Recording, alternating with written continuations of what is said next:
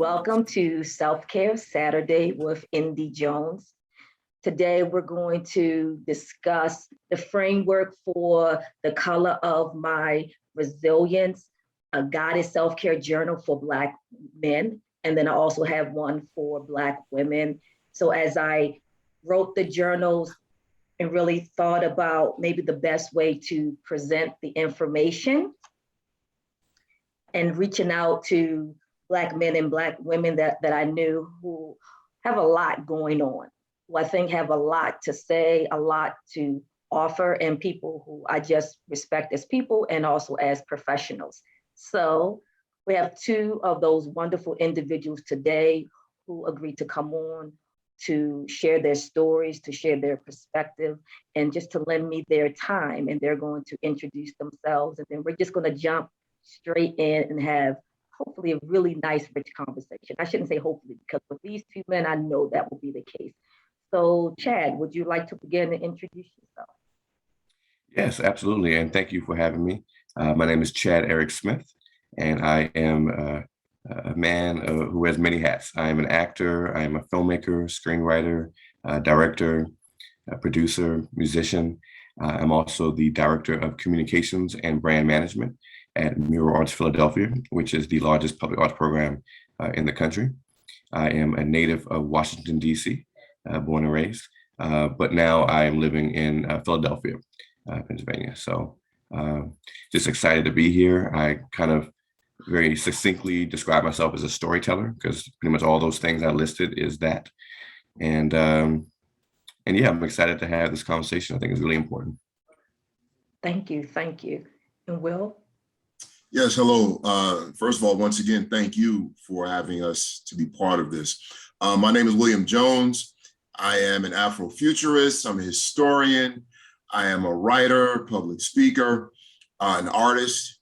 And one of the things that really pulled me to this area was basically my upbringing, just learning about who I am as a person and looking at the conditions that we're in. That's really what drove me into being a historian. And as far as being an Afrofuturist, I've always had an affinity for science fiction, fantasy, and so forth. And that's what led me on that path. So Afrofuturism gives me an opportunity to kind of bring both worlds together. And as I said, I'm an author. I did a book dealing with the history and analysis of Black superheroes. And once again, thank you for having me up here. Wow, that's wonderful. And I'm glad you mentioned being an author, because I want to make sure people know that you were one of the first people that came on when I sent out a request for essays on resilience. And Mr. Williams Jones, he wrote a really nice essay, and it is in the book. So if anyone really want to read and get a little bit more about this wonderful man here, he tells a really nice story, really thoughtful, and I'm really grateful that you had that contribution. So let's begin. Question number one. I'm not going to count down all the questions, so I don't even know why I said that. But our first question: what does it mean to be a Black man in the 21st century? So, I mean, as it really just applies to you. And we're going to let you go first, William, and then Chad. We're kind of going to go back and forth. Wow, you just jump right in with that one.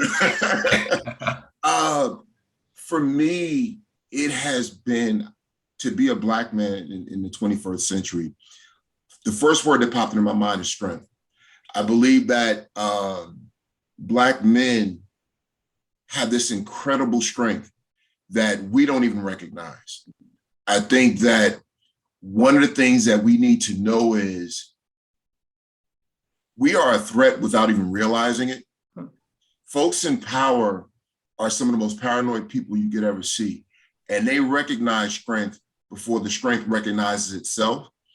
And I think that for being a Black man in the 21st century, you have to be incredibly strong, incredibly resilient, going back to the title, of your book, in order to be able to navigate just getting through the day, let alone the years, let alone your life, just getting through the day.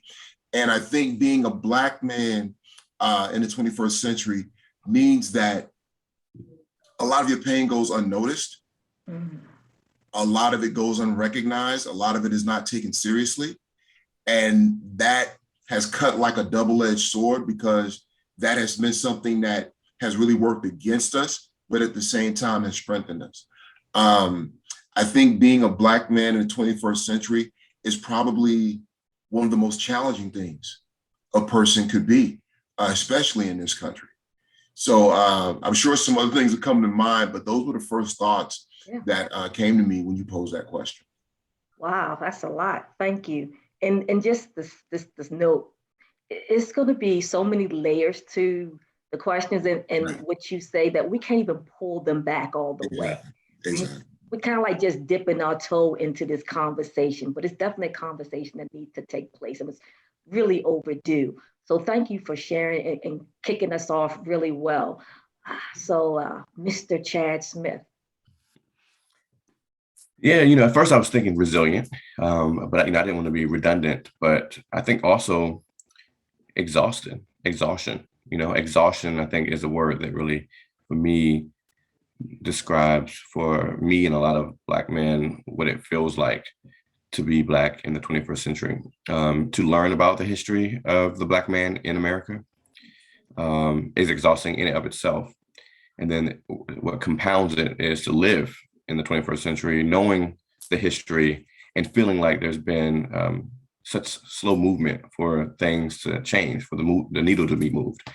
I can't remember who said it, but it was a Black thinker who once said, at what pace should a Black man travel in order to avoid suspicion? Because when we walk, people see us as suspects. When we run, we're seen as suspects. When we sit still, we're seen as suspects. When we sleep, we're seen as suspects. And so it's kind of like really scary to think that there's really no pace at which we can move throughout space and time in which we're not seen as a threat and not seen as a criminal. Even if you make it to the highest office in the land, people will yell at you, "You lie," in the middle of a speech that is meant to be decorum, or will get upset for you for wearing a tan suit. So I think it's just exhausting to deal with at all times, people questioning your existence. And I think it also causes rage, James Baldwin said, to be Black in America is to be in a constant state of rage, but that's also exhausting too. So, man, so many visuals that you created there, and it's actually, I know, unbeknownst to you, it's a great segue to our next question. Especially when you picked out a couple of different words, you used the word like rage and exhausting. So another question, and you can answer this one first, Chad, is what words, images, and or people come to mind when you think of the word resilience? I think you kind of already started to go there, but if you wanted to maybe extend it a little bit. So again, any words, images, or people that come to mind? Well, the first person that comes to mind is President Obama. I didn't kind of allude to him and being president. And I think that he was able to bring a level of even temperedness and resolve and steadiness to the office of the presidency, whether people agreed with his policies or not. He brought a regality and a decency and a decorum that I think is really good to have in a leader during hard times. I mean, he was trying to navigate the greatest recession since the Great Depression. And if like in movies, because we love movies, and it always seems like whenever things are going bad in Hollywood movies, it's always like a Black president who has to take care of it, right? Like Armageddon, Deep Impact. Like there's a lot of like movies where it seems like it takes a brother to have to help kind of right the ship. And then when you contrast that with his successor and how all of those qualities did not exist, and he was totally antithetical in that way, and yet he was embraced by so many people. It goes to show that in and of itself was also kind of disheartening, because it meant that those 8 years of that as an example still didn't mean anything to so many people. So yeah, that I would say just, President Obama and what he represented and how he tried to lead is both the person and the image, to answer that question. Thank you. First images that came to my mind, my family, and people that I know personally. You know, when you're studying history and so forth, you get to know all these great people, these great names, folks that made it into the books and so forth. But I think for me, it's always been important to focus on the people that I actually know and interact with every day, because actually those are the people that led me to the people that I study. You know, when I look at my family, just knowing if I'm going through this in 2021, if I'm going through this, you know, for my lifespan, what did my father have to deal with? What did his father have to deal with? What did my mother have to deal with? And so on and so forth, just go on back down the line. So to picture what it must have taken to bring me into existence, I can't help but think of them. And when we talk about, going back to Chad's point about Barack Obama, it's just amazing, this tightrope that we're forced to walk. And it has to be, like you said, it has to induce rage. It has to induce a certain type of madness, that you can't fully be who you want to be at every point in the day without there being some pushback. And no matter who you are or what you do, it's never good enough. It's always suspect. And as for other reasons, it'll never be good enough. So we can get away from thinking, what is it do we have to do? But, you know, I just look at that as an example of, if Barack Obama, as you pointed out, is catching it, what did my father have to endure? You know, what did all of our fathers have to endure? What did all of our mothers have to endure? Because remember, in as much as they were coming for Barack Obama, they also weren't kind to Michelle Obama, you know? So if you're going after the first lady and the president, you know, who have all these protections, how are you dealing with my parents and my parents before them? Right. And I think you raise a great point as far as when you think about resilience, going back to like that primary socialization, but also the importance and power of who's surrounding you and what it is that they are modeling, whether directly or indirectly, because that's going to be the most impactful thing. We don't necessarily have to look at celebrities when we do that, but it's really about who's in that community. And I have a question later, but there is a portion in the book about the importance of community and who you choose to surround yourself with and other communities in which you enter that may not be the most comfortable. So if we have time, I want to segue back to that piece right there. But I want to ask you guys this question, and it's actually two questions, and you don't have to answer both. You can just choose which one you want to answer. So you can either describe a time in your life in which you weren't as resilient as you wanted or needed to be, or you can share with the viewers a time in your life in which you felt truly resilient. You know, I think my answer is actually one that answers both at the same time. So years back in 2015, I had a really bad heartbreak. I was in a relationship that was about 5 years long. It ended what felt like abruptly with my ex writing a letter to me. It was like 10-page letter, breakup letter. And we lived together too. And it was just heart-wrenching.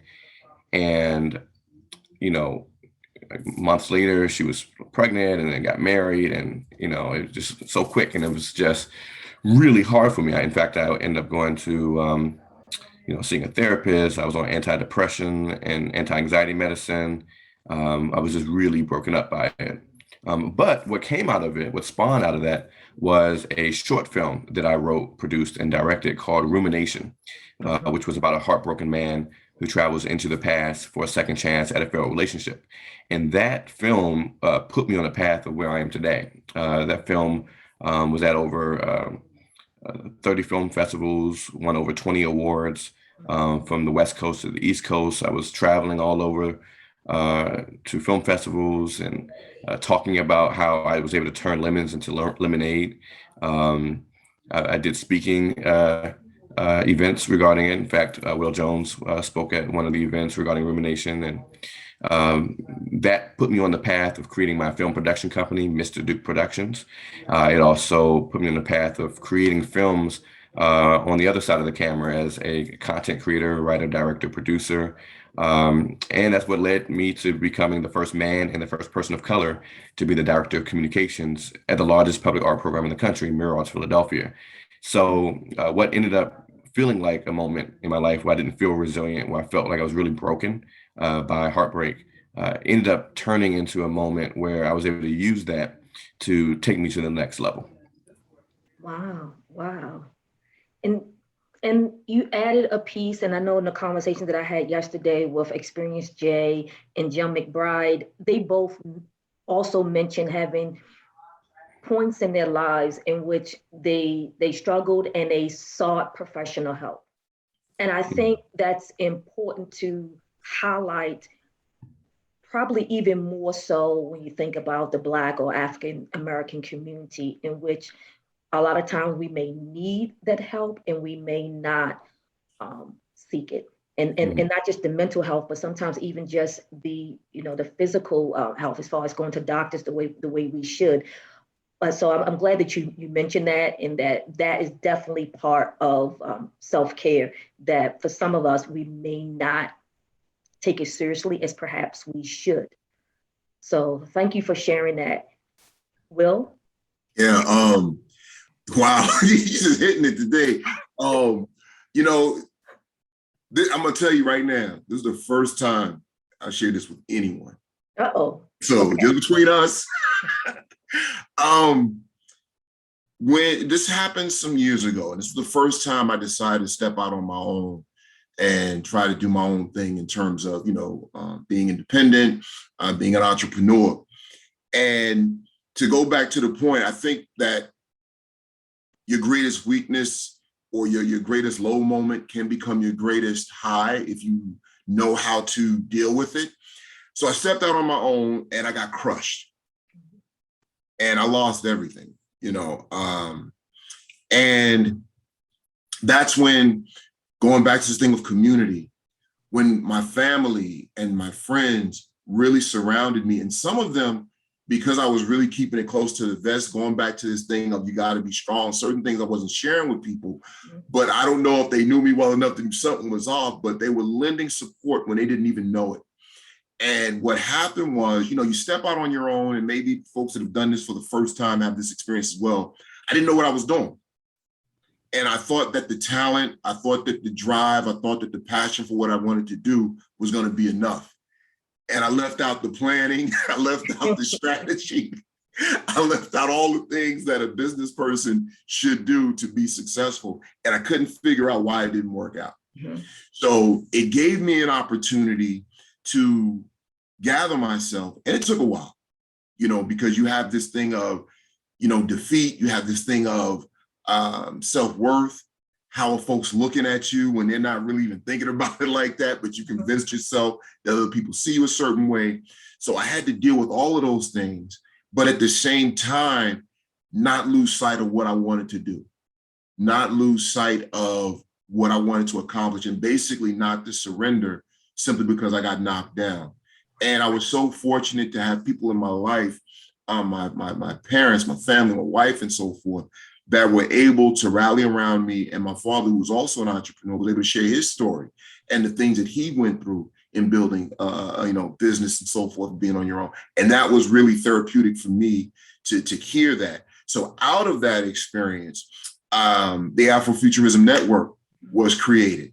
And I re-strategized, learn what it meant to actually run a business, learn what it meant to actually seek out guidance, to seek direction, to ask questions when you didn't know the answer.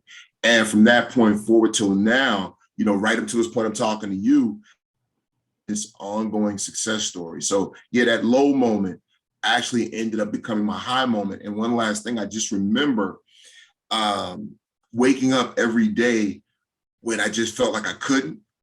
And for folks that's out there, you can get to a point where you literally cannot get up. I just remember every morning I would say to myself, just keep swinging. Yeah. And that carried me through. That was the only thing I could say, just keep swinging. And I just said that every day. And even to this day, that is still my mindset, just keep swinging. Wow, very nice. I think your story, especially the beginning piece, I think is true for a lot of people. We jump into something based on passion. I think we're driven by that, and we're involved in it with passion, and we don't think about the planning piece. And it's something that we say in when I do culture proficiency trainings, when I used to do culture proficiency trainings, and people will say, you don't know what you don't know. And so you think you're getting into something, you think you have everything under control, and then until you are actually immersed in it, then you're like, oh, because sometimes you don't even know the right questions to ask. You may be seeking some stuff out, you may be engaged in conversations, talking to people who may be in your community, and depending on what their experiences are, who they know and what they've done, they may not be the best resource. They may be a resource, but sometimes unless you're exposed to certain type of people, you just don't know how much more you don't know, how much more you need to do to make this thing work. And I'm constantly doing the same thing. We're constantly, learning. But I think, like you said, getting up and finding the strength to do so, that's where that true resilience comes in. But so it makes me want to ask this question, because you guys talked about it earlier. And it's not on my paper, but what does it mean to be strong? And we talked about a little bit yesterday with my ladies, but how do you define strength? What does that really look like for you guys? And this is a multi-layered question, but do you define or think of strength or a strong Black man maybe in the same way you did as a kid that you do now as a grown man? That's a whole lot. Yeah, it is. That's a whole lot, sorry. Nah, that's fine. When I think of strength, I've come to see it as time and preparation. I've come to see it as knowing what you're weakest at and working on that. I liken it to working out. It's the same experience. That's the most direct correlation. You go into the gym, and first you got to figure out how these machines work, how these weights work. So you have to get strong, you got to figure these things out. Like you said, you got to ask the right questions. To me, that's part of strength. Being able to humble yourself and go to someone that knows more than you and say, how do I do this? That's part of strength. The thing of knowing it all, being on top and all that, that to me is insecurity. Today, now there's this constant thing of alpha male, beta male conversations. If you got to announce it, you're probably not it. Okay, let's be clear on that. So the first thing you got to do in terms of gaining strength, because the way I define it is how do you get there, is knowing the questions to ask, learning how things work. Then let's say you're working out. You realize certain things you just can't pick up. You can't look at the guy next to you and see him lifting these big weights thinking you can keep up with him. That's not strength. That's you trying to emulate. And if anything, that leads to greater weakness. So you have to pace yourself, to learn, how do I do this? How do I strengthen myself? And then you get stronger. And remember, to build muscle, that's constantly tearing down and rebuilding. So that's the same way that I define strength. You're constantly working on yourself, and you're almost like going back to the beginning at every turn and coming back stronger the next day. I don't know if that answered the question, but that's what came to my mind when you talked about strength. I mean, you answered the question. Whatever, that is always your answer. Your truth is always the right answer. Chad, what about you? And thank you. Yeah, so I agree with everything Will said. When I think about strength, I think about being self-aware and vulnerability, and the ability to be vulnerable. When I was in high school, I was a member of a club called the Men of Strength. And it was a club that was facilitated by the nonprofit Men Can Stop Rape, which I would later work for as a consultant for 3 years and facilitate those same clubs. So to answer your question about where I was as a child versus now, it's pretty much consistent. I always had in my household a dedicated father who I think really epitomized what strength is, as being someone who was ever present, both physically and emotionally, and was always able to be vulnerable about, how he felt about us as his kids, how he felt about his wife, knowing what his weaknesses were and what his strengths were. And so I think that was a model that was really helpful to me. The work that we did at Men Can Stop Rape was really based out of this idea that Frederick Douglass once said, that it is easier to build strong children than to repair broken men. Yeah. And so it's very important that, young people have an idea of what strength is young, so they don't grow up broken and can be able to model what strength is, healthy kind of masculinity, a way to have healthy relationships. When they're adults, they can model that for young people in the same way that my dad did for me, and the same way that I do for, young people. That's great. It takes us, literally takes us back to this one question I wanted to pose about the community. So like I said, in the book, I have a section, I believe it's called, the man with helping hands. And so all those different groups that you just named talks about that man with helping hands, right? Getting into community, understanding that you can be a role model, that you can be a support system, but you can also be a learner, especially in the way that Will mentioned, because you can be both at the same time. You can mentor someone, but then you can also be a mentee, because you're always in a state of learning and growth. So, and I'll start with you this time, Chad. What does community mean to you? Community is everything. I think that, human beings, we are, from a anthropological perspective, from sociological, from a spiritual perspective, we need that. We need to have community. We need to be able to have people to lean on. We need to be able to interact with other people. I think that whether you're an introvert or an extrovert or an ambivert, you have to interact with others to get through life. And so to be able to do that with a community that is really aware about the importance of community is so important. So it's, it starts, I think, in the family, and then it extends out from there. And I think just kind of in short, it's important. And I think that it's how people kind of move through life, is by using community to support them. That's really good. And this is such an aside. So I do professional development. I heard everything that Chad said. You know what? One of the things I really pulled from it, the fact that you said introvert, ambivert, and extrovert. Well, I do professional development on that. But I think part of understanding yourself is where you kind of, are. And when people understand that those particular personality traits about you, like my husband, he's an ambivert. He's way more, I'm an introvert, way more of an extrovert. He claims an ambivert. I'm claiming an extrovert.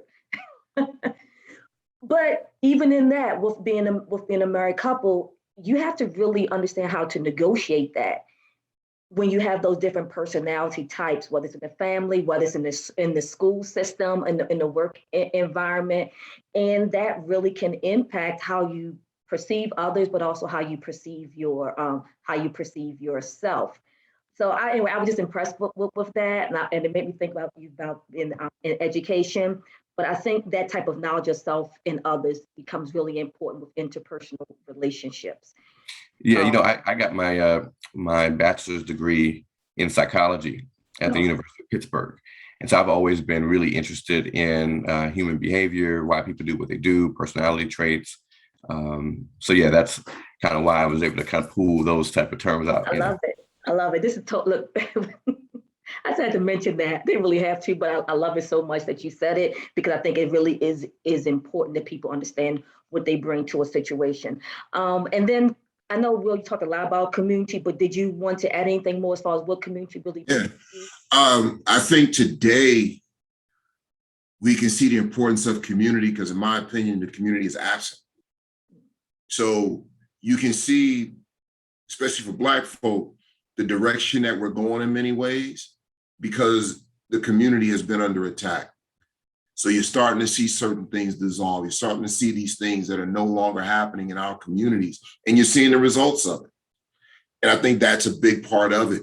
I think those that would do us harm have intentionally undermined our communities. I think that certain things that are occurring that we see as progress has undermined our community. As great of a tool as social networks and internet and so forth has been, I think it's also gone a long way in undermining certain aspects of our community that if we don't get back, it's just going to get progressively worse. I grew up in Flatbush, Brooklyn. You know, Brooklyn represent.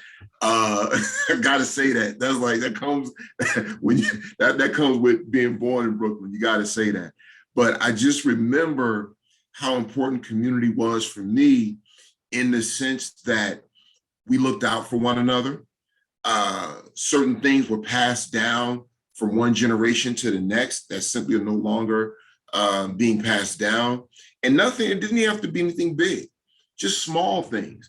You know, like, for example, when I hear a news story and I hear about some teenager or some preteen that gets into an argument with an adult and it ends up being some violence and so forth, I'm trying to figure, how did that adult and that teen even find themselves in the same space to engage in an argument?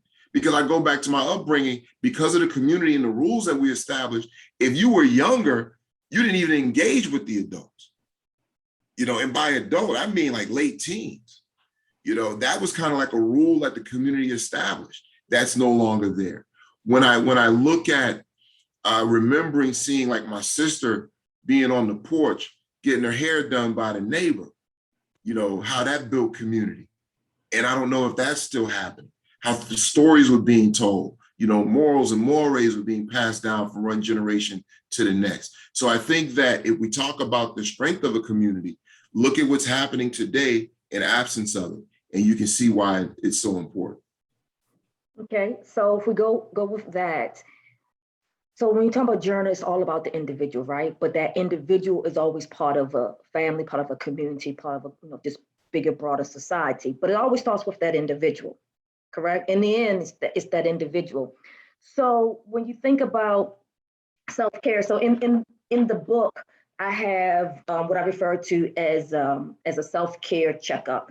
So I outline these 7 forms of self-care. So emotional, mental, physical, practical, professional, relational, and spiritual, right? And if you look up, you can get different numbers. Some may say 5, 7, 10, whatever. But these are the ones I think they pretty much capture the different aspects of our lives. So when you think about that individual self-care, what role does self-care play in your life? For me, self-care is at the top of the list. I don't put anything above taking care of myself. And I think that the better off you are as an individual, the better person you can be in your community. I think that far too many people put their job, their career above self-care when these jobs don't care nothing about you. I think that in as much as you love your family, you still got to take care of you first, because you're a better family member the more that you take care of yourself. So my self-care comes through exercise. It comes through finding moments of peace and quiet. It comes from doing those things that I enjoy. And sometimes it's done on your own, and sometimes it's done with others. And I think that people around you, like you talked about, being able to navigate relationships and so forth and understanding your space, they have to allow you to do that. And you have to allow them, you know, understand that sometimes your friend, your mate, your partner, however you want to define it, they need those moments, and it's not about you. You know, when they say, look, I just need this time to myself, I need to regroup and so forth, give them that space. You know, it's not an attack on you. I haven't heard from you in a couple of weeks because maybe you needed that time. And I think the more that we put self-care first, the better off we'll be as individuals, and the individuals will therefore make a better community. Absolutely, absolutely. What about you, Chad? First of all, I couldn't have said that any better. I agree with everything Will said. Um, but for me right now in my life, it's more theoretical than achievable at this moment, and it's something I'm working on. Because I do have this new job as a communications director. It's just really wearing me out, honestly. I'm working like 60 plus hours a week, and still trying to find time to do the things that I love through my film production company. And so I feel like it's sometimes not enough time in the day, but I do try to make time to do the things that I love, whether it's sitting down to play the piano for a little while, or taking a walk, or eating some good food, or having a nice conversation with a loved one. But I do hope that in the coming months, I'll be able to bring a little bit more balance to my work-life balance, because right now I do feel like I am exhausted, and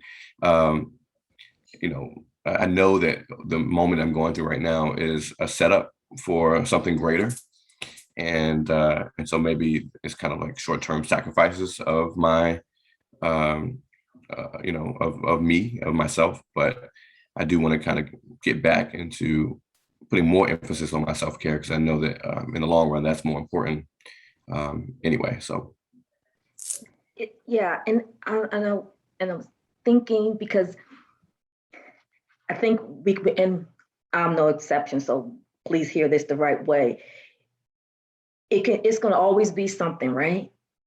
That's going on, in which it's easier to say, oh, I have all this going on and it's transitory, right? It's temporary, and then I'll get back to it. And so that's kind of really what I want to think about as far as the book, because I have a piece that's really just asks people to create 1 week of self-care, be really deliberate. And that's what I'm asking. And like I said, I do this with PD all the time. As people say, okay, they'll do some type of checklist with their self-care. They see their areas where they're strong, and maybe areas of growth, because we all have them.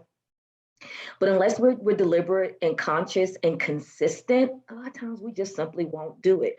And sometimes we begin strong, and then we kind of like peter out.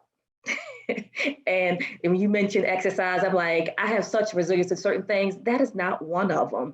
I know that is not my particular strength. So I know anytime I start to exercise, start to do something, that I have to have even more resilience. Even I have to push myself even more, because it isn't something that's natural to me, that I found great joy in. It's a necessary thing, but it isn't something that I find easy to do.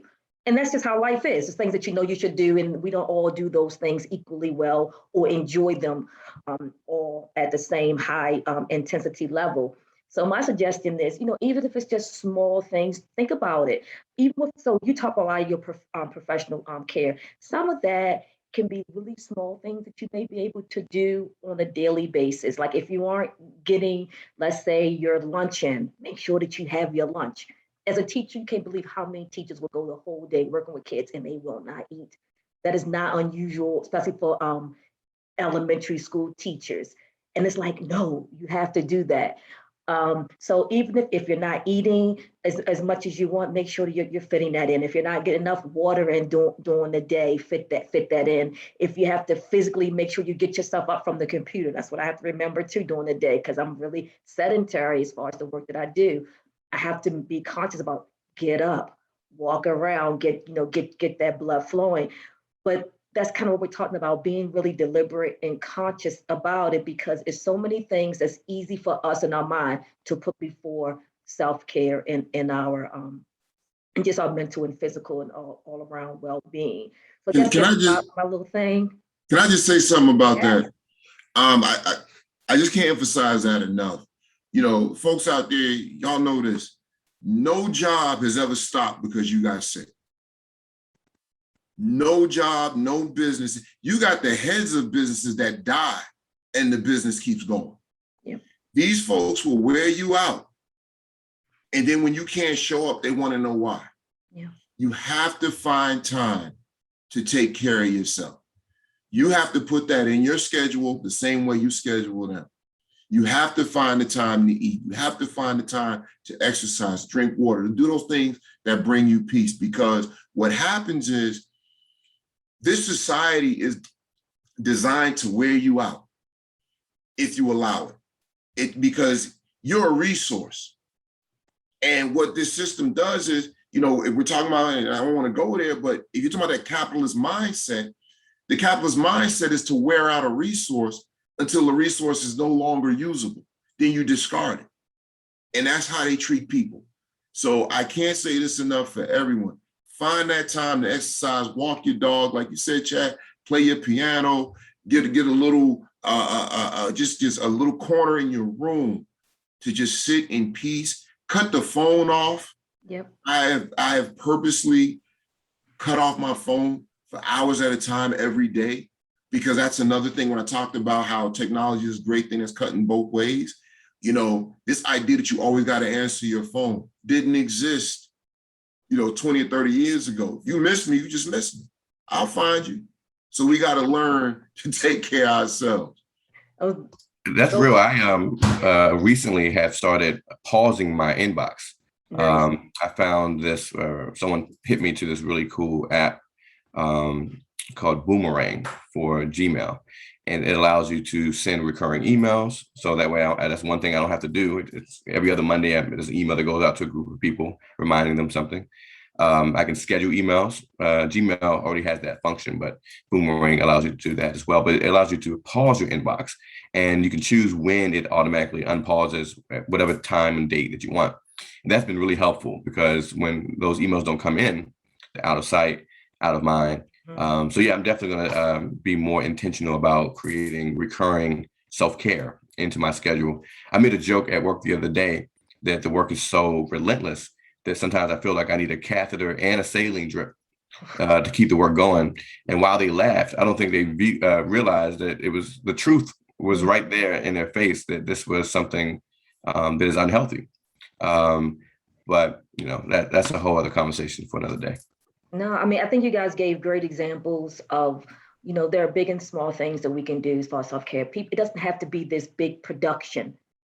It could simply be I'm factoring in just 10 minutes of quiet time or 15 minutes of reading. Or, you know, I listen to a lot of podcasts. I found some great ones on YouTube, and I do that, have an hour drive, work, an hour back. That helps me. It helps prepare me for my day, and also helps me ease out of my workday as on my commute home. So it doesn't have to be anything that's time consuming, but it does have to be deliberate. I think you will mentioning social media, and that's something that people can say, you know, as far as self-care, you know, I'm going to get off of social media for a while. I'm not going to comment, or I'm, you know, if you're not sleeping, I want to, you know, I want to need to get to bed an hour early, whatever it is, or get up, or you want to get up early because maybe you want to get a 30-minute workout in, whatever it is, your self-care is very unique and special to you. It's not applicable to anyone else. It's all just based on your particular needs. So you guys gave really great examples. So I have two more things. It's going to be really fast, and then we're going to draw to a close. And you guys can complete this sentence. Trying to decide which one I want to ask you, but I'm going to do this one. I think you guys already answered this other one. So complete the sentence. I love. Me. That was my answer too. I love me. Literally, I said me exactly when he said it. Yeah, me. Yes, right? Yeah, that's it. Yes, yes. You said the same thing, Chad? Yeah. Yeah. You know, it's a bit laughing, but it's not even a small thing, right? Some people can't That's huge. Yeah. that. We want to love so many other things. We should love other people, but how can you really do that if you don't even have that true love for yourself? So, Yeah, my you know, God, an empty cup can't pour into anything else. man. All right. So the final question is, and this again is open to interpretation. Uh, so the question is, what is the color of your resilience? Let Chad answer first. Black. I'll tell you why I'm laughing in a minute. Okay, what about you, Will? Um, let's see. That's a great question. Yeah, I would have to agree. Black is it. I would have to agree. I asked the question to the ladies yesterday, and the first thing she was like black, and she had a black shirt on too. So she was like black, and then Experience Day was like, yeah, black. But then she went on to describe, I think, purple with sparkles and all this kind of stuff. So that's why it's just so funny that both of you guys said the same thing. That's wonderful, and I love that you, of course, that you love yourself, and I love that you guys made time, not just for for like me, because I did ask you, but I can tell the way in which you answered the questions that you were thinking beyond just us having a conversation here, but about people who will watch and listen and think about how this applies to them, because it does apply to them, whether they are Black or African American or just anyone else, because self-care doesn't have a color. And I don't say that in a flippant way. Resilience impacts everyone. Self-care impacts everyone as well. So we're just having real conversations. But what makes it really unique to the life experience of being, an African American woman, a Black woman, or African American, or a Black man, because that's your truth, that's your existence, and so you share that, and I appreciate it. I thank you for sharing stuff that maybe you didn't share with anyone else. And again, I'm sure that listeners will benefit from our discourse in the way that I have on a personal level. So thank you guys. And I guess actually I will see you both a little later. Yeah. Thank you so much. It was a great conversation. Thank you.